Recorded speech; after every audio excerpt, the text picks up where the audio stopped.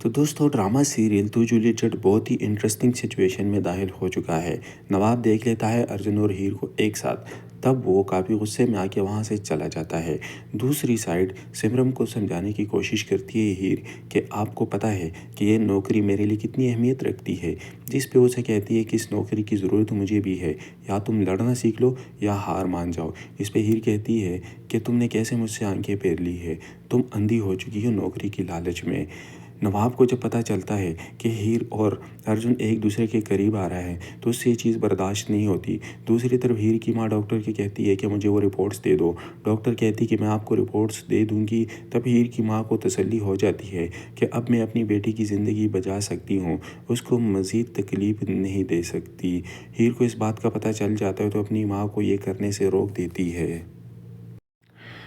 दोस्तों drama serial तू Juliet jet दी का नेक्स्ट एपिसोड कमाल का और धमाकेदार होने जा रहा है, क्योंकि अब हीर की माँ डॉक्टर से रिपोर्ट तलब करती है।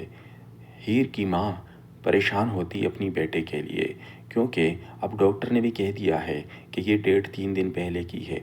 वो उसे रिपोर्ट भी दे देती है।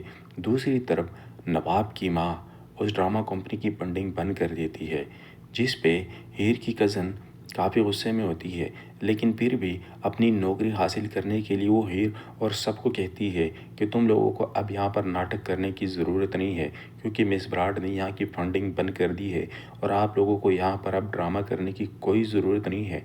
आप सब बेहतर यही है कि यहाँ से चले जाएं। तभी वहाँ पर हीर और अर्जुन आ जाते हैं। वो सबको रोकते हैं, सबसे कहते हैं कि आप लोगों ने कहीं नहीं जाना। हमारे पास पैसा नहीं है, लेकिन हमारे पास मेहनत और लगन है। हम सब ने इस ड्रामा कंपनी को मिलकर चलाना है। हीर उसे कहती है कि मुझे इस नौकरी की बहुत ज़्यादा ज़रूरत है, क्योंकि तुम्हें पता है और तुम अच्छी तरीके से जानती हो सिमरन कि इस नौकरी की वजह से मेरा घर चलता है और मैं अपनी कॉलेज की फ़ीस दे पाती हूँ।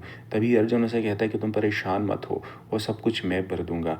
लेकिन हीर उसे रोकती है। हीर कहती है कि आपके कंधों पे मैं बोझ नहीं डालना चाहती, मैं खुद अपनी तरफ से ये फीस भर सकती हूँ।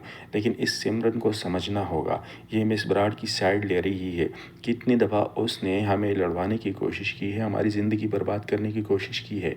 ये अब नहीं आई है, लेकिन इसे किसी चीज़ की समझ भी नहीं है और ना ही किसी चीज़ का पता है।